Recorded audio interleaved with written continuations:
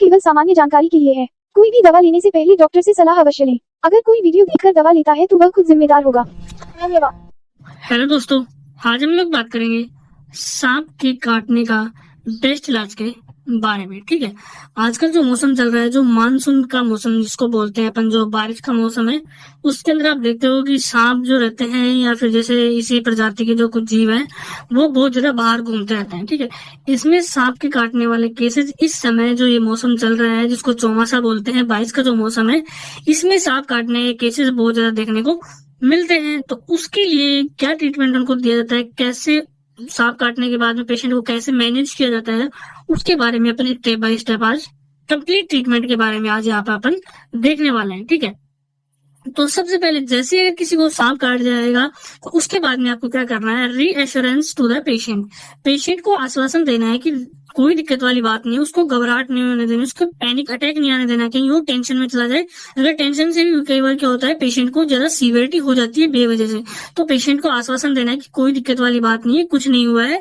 ठीक है, उसको पैनिक अटैक नहीं आने देना। उसके बाद में इमोबिलाइज द लिम्ब। ठीक है, अब जैसे किसी हाथ में या पैर में अगर कहीं पे उसने बाइट कर दिया है तो आप उसको मूवमेंट नहीं होने देंगे। ठीक है, क्योंकि हाथ का मूवमेंट ज्यादा होगा तो उसमें जो सर्कुलेशन है वो बढ़ जाएगा और वहां पे जो पॉइजन है वो जल्दी फैलेगा। इसलिए उसको हिलने डुलने नहीं देना है हाथ को। तो आप ऐसे करके उसको ऐसे बांध सकते हैं, जैसे आपके पास अगर कोई लकड़ी है तो आप उससे बांध सकते हैं। ठीक है, तो आप अगर पैर में काटा तो इस तरीके से आप उसको बांध सकते हैं। मतलब आपको जैसे हाथ या पैर को उसको हिलने डुलने बिल्कुल भी नहीं देना है। उसके बाद में कॉल फॉर द इमरजेंसी, आपको एम्बुलेंस को कॉल करना है ताकि उसको जल्दी से जल्दी नियरेस्ट हॉस्पिटल उसको पहुंचाया जा सके, जहाँ पे एएसवी इंजेक्शन, जो एंटी स्नेक वेनम जो इंजेक्शन होता है, वो अवेलेबल हो। ठीक है, उसके बाद में अगर किसी को सांप ने काटा है तो आप कोशिश करें कि उस सांप का या तो आप उसको आइडेंटिफाई कर लें या फिर उसको कैप्चर कर लें, उसकी फोटो ले लें ताकि डॉक्टर को दिखाने में आसानी हो, ताकि डॉक्टर उसको पहचान सके कि कौन से सांप ने उसको काटा है और उसका इलाज जल्दी से जल्दी, उसका सही से ट्रीटमेंट हो सके। ठीक है, अगर नहीं कैप्चर होता है तो कोई बात नहीं, लेकिन कोशिश करना है कि ये तो स्नेक को आप आइडेंटिफाई करें कि कौन सा सांप है या फिर उसको कैप्चर कर ले, उसकी फोटो खींच ले। ठीक है, अगर पकड़ नहीं सकते हैं उसको तो उसकी फोटो खींच सकते हैं। ठीक है, तो इतना आपको करना है।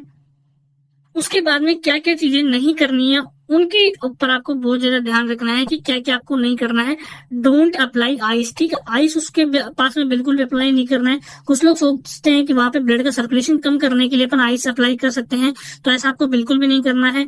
डोंट टॉर्निकेट। ठीक है, आपको कपड़े से या फिर किसी टाइट रस्सी से उसको बिल्कुल भी नहीं बांधना है।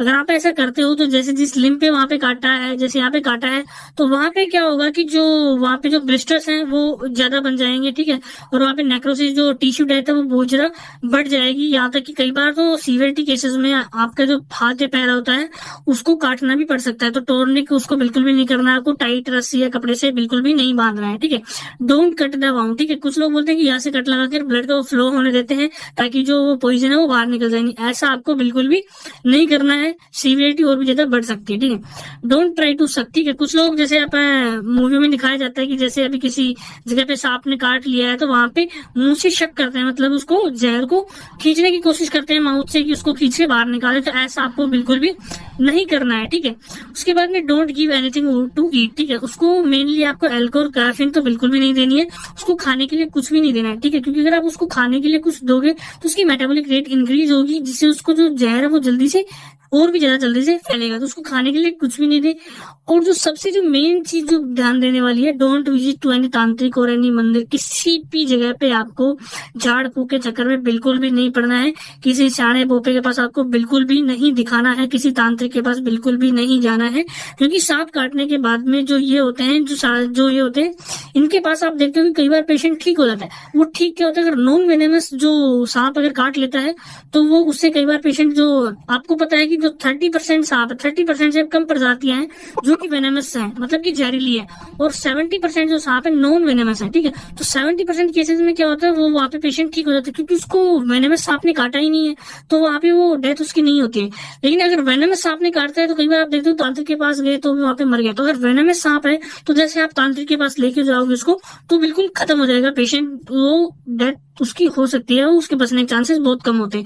इसलिए प्लीज आप तांत्रिक के पास विजिट ना करें। ठीक है, उसको जल्दी से जल्दी जो नियरेस्ट हॉस्पिटल जो होती है आप वहां पे उसको पहुंचाएं। ठीक है, उसके बाद में क्या करना है, तो आप यहाँ पे अपन एक बार इसकी जो स्ट्रक्चर है वो देख लेते हैं, जो सांप जो काटते हैं जहर कैसे जाता है। ठीक है, ये जो यहाँ पे देख रहे हो वेनम ग्लैंड, ठीक है, जो यहाँ पे जो ये ग्लैंड है, ठीक है, ये जो वेनम की ग्लैंड है जहर की।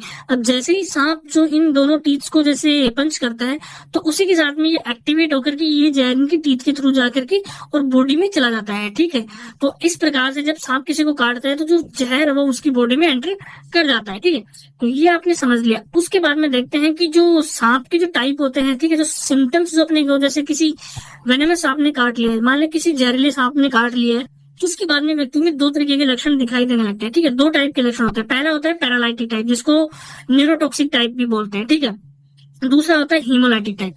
पैरालाइटिक टाइप में क्या क्या सिम्टम्स आपने को देखने को मिलते हैं?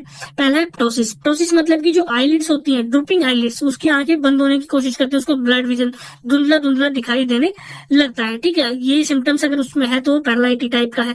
दूसरा है डिफिकल्टी इन स्वेलोइंग, डिस्फेजिया जिसको बोलते हैं, उसको कुछ भी जैसे सलाइवा भी है मुंह में तो उसको भी निकलने में प्रॉब्लम होती है। ठीक है, रेस्पिरेटरी डिफिकल्टी, उसको सांस लेने में बहुत ज्यादा प्रॉब्लम होती है, और डिजीनेस एंड कंफ्यूजन उसके क्रिएट हो जाता है। ये होता है अगर किसी ने वेनेमस ने काटा है और ये अगर उसके अंदर सिम्टम्स दिख रहे हैं तो वो क्या है, न्यूरोटॉक्सिक टाइप का है, पैरालाइटिक टाइप का जो सिम्टम्स है पैरालाइटिक टाइप का जो सांप है वैसा है। ठीक है, उसके बाद में दूसरा होता है हीमोलाइटिक टाइप। ठीक है, जो कि ब्लड से रिलेटेड है।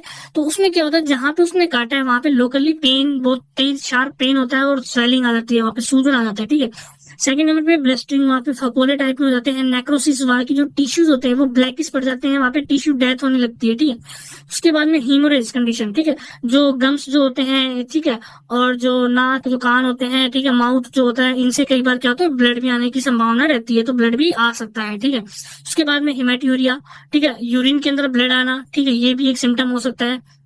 उसके बाद में ब्लड क्लोटिंग। ठीक है, जो ब्लड का जो क्लोटिंग होती है बॉडी के अंदर, जो क्या होता है, जैसे वेनम जाएगा तो अंदर क्या होती है, ब्लड की क्लोटिंग स्टार्ट हो जाती है। ठीक है, उसके बाद में ऑर्गन फेलियर। ठीक है, अगर प्रॉब्लम हो रही है, ज्यादा क्लोटिंग हो रही है, तो जैसे ऑर्गन्स के पास में क्या होता है कि वो ऑक्सीजन नहीं जा पाती है, तो सीवियर केस में जो ऑर्गन होता है वो फेलियर का सामना करना पड़ सकता है, जैसे किडनी फेलियर हो गया। ठीक है, तो ऐसे टाइप में ऑर्गन फेलियर का भी सामना करना पड़ सकता है। तो ये टू टाइप के सिम्टम्स होते हैं, पैरालाइटिक और हेमोलाइटिक सिम्टम्स। ठीक है, तो अब दोनों सिम्टम्स के अकॉर्डिंग यहाँ पे अपन ट्रीटमेंट देखने वाले हैं कि अगर पैरालाइटिक सिम्टम्स हैं तो उसको क्या ट्रीटमेंट देंगे, और अगर हेमोलाइटिक सिम्टम्स हैं पेशेंट में तो उसको अपन क्या ट्रीटमेंट देंगे। ठीक है, तो सबसे पहले अपन देखते हैं कि अगर किसी पेशेंट को जैसे वेनेमस सांप ने नहीं काटा, उसको अपने को कोई भी पॉइजन के जैसे पैरालाइटिक भी नहीं है और हेमोलाइटिक भी किसी प्रकार का साइन अपने को देखने को नहीं मिल रहा है। ठीक है, तो अपन सबसे पहले उसको टिटनेस का इंजेक्शन लगाएंगे। ठीक है, वो आईएम रूट के थ्रू उसको टीटी का इंजेक्शन लगाया जाता है इम्यूनिटी प्रोवाइड करने के लिए। ठीक है, इम्यूनाइजेशन के लिए। उसके बाद में टैप काम्पोज जो डाइजिपाम की टैबलेट होती है, ठीक है, वो उसको एक टैबलेट हैंड टू हैंड दी जाती है ताकि वो एंजाइटी, उसको टेंशन ना हो, पैनिक ना हो, पेशेंट चिंतित ना हो, ताकि वो उसका जो दिमाग है वो बिल्कुल शांत रहे। ठीक है, उसके बाद में थर्ड नंबर पे है टैबलेट, जो डिस्प्रिन जो होती है, जो पेन किलर के रूप में काम में लिया जाता है, कि उसको जो लोकली जो पेन हो रहा है, दर्द हो रहा है, उसको खत्म करने के लिए हैंड टू हैंड एक डिस्प्रिन की टैबलेट दी जाती है। ठीक है, उसके बाद में observe for the 6 hours for 4 symptoms of poisoning. ठीक है, अब उसके बाद में जैसे अपन ये ट्रीटमेंट देते हैं, उसके बाद में पेशेंट को 6 घंटे तक हॉस्पिटल में ही रखा जाता है। उसको ऑब्जर्व किया जाता है कि कहीं उसको पॉइजनिंग के जो 4 साइन होते हैं मेनली वो दिख तो नहीं रहे हैं, जिसमें है प्टोसिस, जो मैंने आईलिड जो बताया, आईलिड आंखें बंद होने लगती है। ठीक है, स्वेलिंग, लोकल स्वेलिंग आ जाएगी, डिस्फेजिया, निगलने में प्रॉब्लम, ठीक है, स्वेलिंग में प्रॉब्लम आएगी।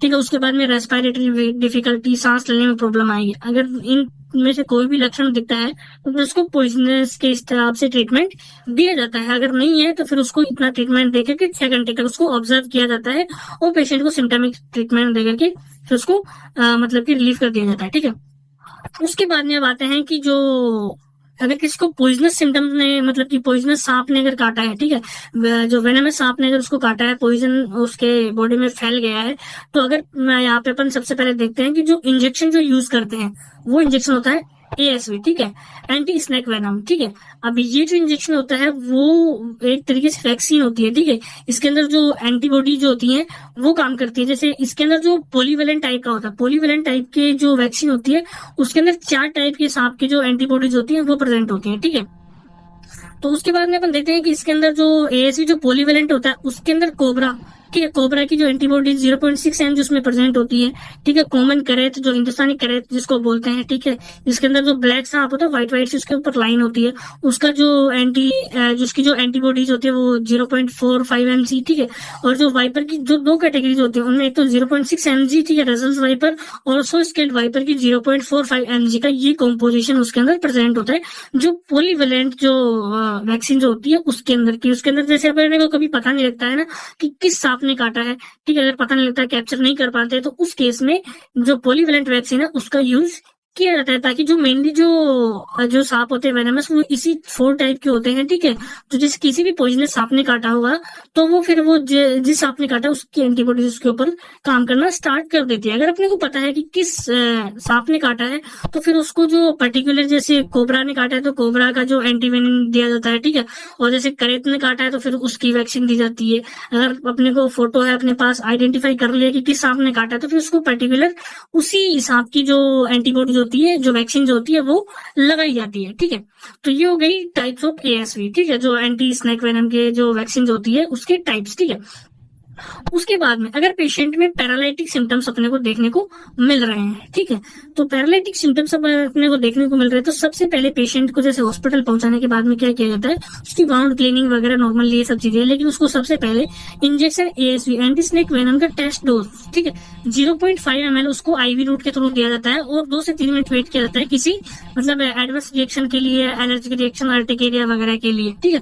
उसके बाद में उसको हैंड टू हैंड एएसवी की जो 6 एम्प्यूल्स को, ठीक है, जो इसके अंदर पाउडर फॉर्म में होता है 10 ml डिस्टिल वाटर होता है, उसको डिसोल्व करके इस प्रकार के 60 ml टोटल एएसवी लेकर के उसको 100 ml एनएस में डिसोल्व किया जाता है, ठीक है। और उसके बाद में पेशेंट को लगाया जाता है, ठीक है, आईवी रूट के थ्रू पेशेंट को ये लगाया जाता है। अब उसके अंदर डोज क्या होगी कि जो एएसवी का जो एंटी स्नेक वेनम की जो डोज है वो 1 से 2 ml पर मिनट पेशेंट के अंदर वो जानी चाहिए। तो मतलब अगर अपन 6 एम्प्यूल 100 ml एनएस के अंदर जा रहे हैं, अपने डिसोल्व कर दिए, तो लगभग 45 मिनट्स के अंदर वो कम्प्लीटली चढ़ जानी चाहिए। इस स्पीड से अपने को उसको चढ़ानी है पेशेंट को, ठीक है। स्लोली स्लोली एएसवी इंजेक्शन उसके बॉडी में जाना चाहिए, ठीक है।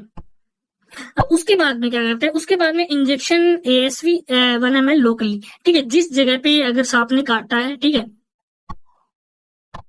जिस जगह पे जैसे लिम्ब है या हाथ है, तो जिस जगह पे काटा है वहां पे जो उसके जो जहर को जो खत्म करने के लिए वहां पे लोकली एएसवी का 1 ml जो क्या करते हैं लोकली उसको इंजेक्ट किया जाता है, ठीक है। मस्कुलर में वो इंजेक्शन दिया जाता है जहाँ पे सांप ने काटा है, ताकि वहां पे जो सिम्टम्स होते हैं वो रिवर्स इजिली वहां से जो वेनम का जो असर है, पॉइजन का जो असर है वो बिल्कुल खत्म हो सके। तो लोकली भी 1 ml का इंजेक्शन दिया जाता है।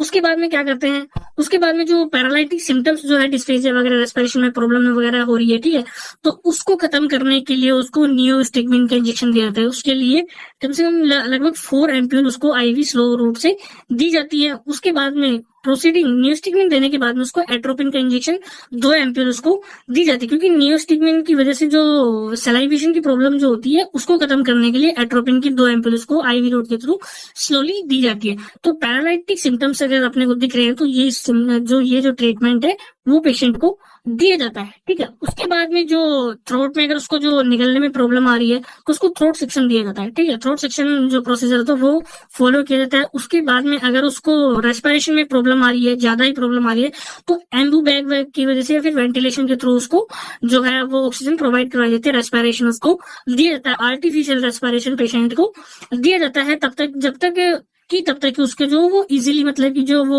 डिस्फेजिया वाली प्रॉब्लम और जो रेस्पिरेशन वाली प्रॉब्लम है वो रिवर्स होना स्टार्ट नहीं हो जाए, तब तक ये किया जाता है। और तब तक ही उसको क्या होता है, एएसवी जो एंटी स्नेक वेनम जो वैक्सीन होती है वो लगाई जाती है। जैसे अपन ने ये 6 एम्प्यूल पेशेंट को लगा दी, तो ठीक है, जैसे अपन ने अभी उसको 1 बजे लगाई है, ठीक है, तो 1 बजे लगाने के बाद में 1:45 पर वो कंप्लीट हो जाएगी, ठीक है। तो अपने को 2 बजे तक वेट करना है, ठीक है, 2 बजे तक वेट करना है कि उसके जो सिम्टम्स हो रहे हैं वो रिवर्स होना स्टार्ट हो गए या नहीं हुए हैं, ठीक है। अगर रिवर्स होना स्टार्ट नहीं हुए हैं तो फिर उसको लोडिंग डोज दी जाती है, ठीक है। एएसवी की जो वैक्सीन है वो उसको हर 15 मिनट में एक वायल उसको दी जाती है, तब तक दी जाती है जब तक कि जो उसके साइन होते हैं वो रिवर्स होना स्टार्ट नहीं हो जाते, ठीक है।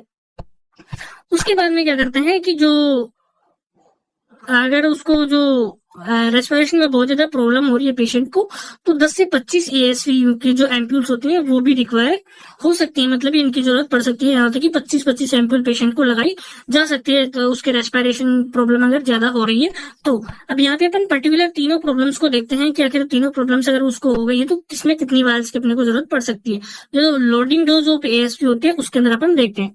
तो सबसे पहले अगर उसको केवल प्टोसिस की प्रॉब्लम है, मतलब कि ड्रूपिंग आईलिड की अगर उसको प्रॉब्लम है, तो 3 से 5 वायल उसको स्टेट कंटिन्यूसली दी जाती है। 30 से 45 मिनट के अंदर अंदर उसको चढ़ा दी जाती है एनएस में डिजोल्व करके, ठीक है। और उसके बाद में हर 15 मिनट में उसको एक वायल दी जाती है, तब तक कि उसके जो प्टोसिस वाली प्रॉब्लम है वो रिवर्स ना हो जाए, ठीक है। उसके बाद में अगर पेशेंट को डिस्फेजिया है, ठीक है, या फिर डिस्फेजिया विद प्रोसिस है, तो उसको 8 से 10 वायल क्या होते हैं स्टेट दी जाती हैं, ठीक है। और वो जो 8 से 10 वायल है वो 60 से 70 मिनट के अंदर पेशेंट को आईवी रूट के द्वारा एनएस में डिजोल्व करके दे दी जाती है। और उसके बाद में हर 15 मिनट में क्या होती है एक वायल ऑफ एएसवी दी जाती है, जब तक कि उसको डिस्फेजिया वाली प्रॉब्लम रिवर्स होना स्टार्ट नहीं हो जाए। पेशेंट जो स्वेलिंग वाली जो मतलब कि जो निकलने में प्रॉब्लम हो रही थी वो बंद होना स्टार्ट नहीं हो जाए, तब तक उसको ये एएसवी जो इंजेक्शन है वो दिया जाता है। उसके बाद में अगर डिफिकल्टी प्रॉब्लम आ रही है, ठीक है, और जो रेस्पिरेशन अरेस्ट उसको हो गया है, तो 12 से 15 वायल उसको स्टेट दी जाती है, ठीक है। हैंड टू हैंड उसको ज्यादा प्रॉब्लम हो रही है तो 12 से 15 वायल होती है एनएस में डिजोल्व करके उसको दी जाती है। उसके बाद में हर 15 मिनट में एक वायल दी जाती है, जब तक कि उसका रेस्पिरेशन स्टार्ट नहीं हो जाता। और इसी के साथ में उसको जो आर्टिफिशियल रेस्पिरेशन है वो सब दिया जाता है। डिस्पेजिया में भी हमने बताया कि थ्रोट सेक्शन वाली प्रोसेस है वो की जाती है। तो ये हो गई पैरालाइटिक साइन, अगर अगर किसी पेशेंट पे अपने को दिख रहे हैं तो उसका ट्रीटमेंट कैसे किया जाता है। उसके बाद में अगर हीमोलाइटिक अगर साइन अपने को दिख रहे हैं, जैसे लोकल स्वेलिंग वगैरह हो गई है, ठीक है, तो उस केस में अपने को क्या करना है, इंजेक्शन एएसवी का अपने को जैसे टेस्ट दोस्तों उसको 0.5 ml उसको देनी होती है आईवी, और 2-3 मिनट तक वेट करना होता है, ठीक है। अगर कोई प्रॉब्लम नहीं है पेशेंट को तो उसके बाद में एएसवी की जो 6 वायल है एनएस 100 ml में डिजोल्व करके 45 मिनट के अंदर अंदर उसको चढ़ा दी जाती हैं, जब तक कि उसके जो साइन होते हैं वो रिवर्स होना स्टार्ट नहीं हो जाए। सिम्टम्स होते हैं, स्वेलिंग होती है, वो रुक करके वो रिवर्स होना स्टार्ट नहीं हो जाए, तब तक कि अगर स्वेलिंग बढ़ती जा रही है तो उसको लोडिंग डोज कंटिन्यूअसली दी जाती है, ठीक है। उसके बाद में जो इंजेक्शन जो एएसवी होता है वो उसको 1 ml लोकली दिया जाता है, जहाँ पे बाइट किया है सांप ने, ठीक है, जो स्नेक ने जहाँ पे बाइट किया वहां पे 1 ml एएसवी इंजेक्शन है उसको लोकली इंजेक्ट किया जाता है, तो कि जो कि वहां पे जो वेनम जो प्रेजेंट है उसके जो इफेक्ट को खत्म किया जा सके, उसको जो न्यूट्रलाइज किया जा सके, ठीक है। उसके बाद में जो जहाँ पे जो घाव हो रखा है, ठीक है, जो वहाँ पे जो स्वेलिंग हो रखी है, ठीक है, जो टिश्यू नेक्रोसिस की जो प्रॉब्लम हो सकती है वहां पे, ठीक है, जो सेल डेथ जिसको अपन बोलते हैं, उसको रोकने के लिए वहां पे थ्रोम्बोपोप ऑइंटमेंट को लगाया जाता है, ठीक है। उसकी जो लिंग को एलिवेट करके थोड़ा ऊपर उठा करके और थ्रोम्बोपोप ऑइंटमेंट अप्लाई किया जाता है, ठीक है। उसके बाद में उसकी स्किन को कंटिन्यूअसली 6 घंटे तक या हर 6 घंटे में देखना होता है कि अगर स्वेलिंग कहीं बढ़ तो नहीं रही है, स्किन का कलर जो ब्लूइश ब्लैक ज्यादा तो नहीं हो रहा है, ठीक है, लिम्ब में जो जहाँ पे जो स्वेलिंग का जो एरिया है वो इंक्रीज तो नहीं हो रहा है, ठीक है, जो साइन होते हैं वो रिवर्स नहीं हो जाते, तब तक उसको एंटी स्नेक वेनम की जो लोडिंग डोज होती है जो मैंने बताया हर 15 मिनट में एक वायल उसको दे दी जाती है, जब तक कि उसके साइन रिवर्स होना स्टार्ट नहीं हो जाते, ठीक है। उसके बाद में अगर हीमोलाइटिक में अगर उसको एडेमा मतलब जो स्वेलिंग है वो बहुत ज्यादा सीवियर हो गई है, ठीक है, स्किन अगर ब्लूइश ब्लैक हो गई है, ठीक है, सर्कुलेशन वहां पे प्रॉपरली नहीं हो पा रहा है, तो वहां पे फेशियोटोमी परफॉर्म की जाती है। जो हाथ अगर पैर में अगर कहीं पे भी काटा है तो लिम्ब को बचाने के लिए फेशियोटोमी परफॉर्म की जाती है। अब फेशियोटोमी क्या होती है कि अपन इस डायग्राम से समझ सकते हैं कि जहाँ पे ग्रुप ऑफ जो यहाँ पे जैसे अपन ने काटा है तो लोकली जो टिश्यूज अगर उनकी जो डेथ हो चुकी है उनको इंसिजन करके और रिमूव कर दिया जाता है, ताकि उसके लिम्ब को और ज्यादा बचाया जा सके, वहां से जो प्रॉब्लम हो रही है नेक्रोसिस वगैरह उसको फैलने से बचाया जा सके, और उसके हाथ पैर के जो पेशेंट है पेशेंट के हाथ पैर को बचाया जा सके। उसके बाद में अपने को क्या देखना होता है कि अगर पेशेंट में जो सिम्टम्स जो होते हैं, अगर उसका यूरिन आउटपुट रिड्यूस हो गया, मतलब यूरिन आउटपुट नहीं हो रहा है पेशेंट को, तो उसके लिए पेशेंट को आईवी रूट के थ्रू मैनिटोल 300 ml लगाया जाता है, और जो लेसिक्स जो इंजेक्शन होता है उसकी 2 एम्पूल आईवी उसको स्लोली दी जाती है। इंजेक्शन डेक्सोना का 2 ml के जो वायल होती है वो उसको आईवी रूट के थ्रू दी जाती है, जो 2 ml की जो एम्पूल होती है वो उसको आईवी रूट के थ्रू दिया जाता है इंजेक्शन, ठीक है।